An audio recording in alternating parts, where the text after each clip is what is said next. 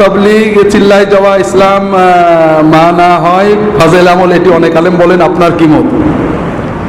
বিষয় হলো, আমরা ইয়াকিনের সাথে বিশ্বাস করি যে যারা দিনের কাজ করেন শিরিক মুক্ত, আল্লাহ তাআলা সবাইকে ভালো করেন, মহব্বত করি। আহলুস সুন্নাত ওয়াল জামাআহ নাম শুনেছেন নাকি?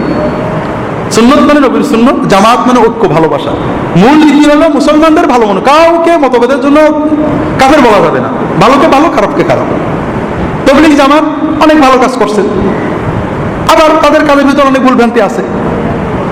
দিনের দাওয়াত খুবই ভালো, দাওয়াতের জন্য সিস্টেম তৈরি করা খারাপ না, কিন্তু সুন্নতের বাইরে কোনো সিস্টেমকে ইবাদত মনে করে, যেমন চিল্লা, রাসূল আজীবন দাওয়াত দিয়েছেন, কোনো সময় চিল্লা দিয়ে দাওয়াত দেননি।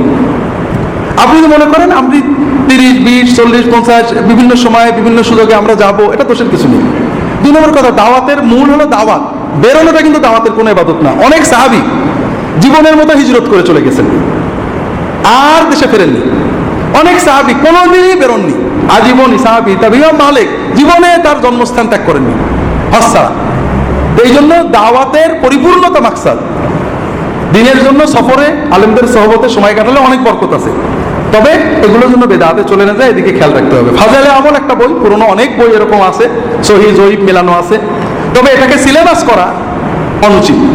তাবলীগের সিলেবাস হওয়া উচিত নববী, কোরআন, ইয়াতলু আলাইহিম আয়াতি ওয়া ইউআল্লিমুহুমুল কিতাব ওয়াল হিকমা, সুন্নাহ। সেটা হলো মুনতাখাবুল হাদিস, এটা পুরো হাদিস ভিত্তিক, এবং হায়াতুস সাহাবা, এটাও সাহাবীদের জীবনী ভিত্তিক। বাকি পরবর্তীদের হেকায়াতগুলো আমাদের দ্বীনি দাওয়াতে ব্যবহার না করা উচিত।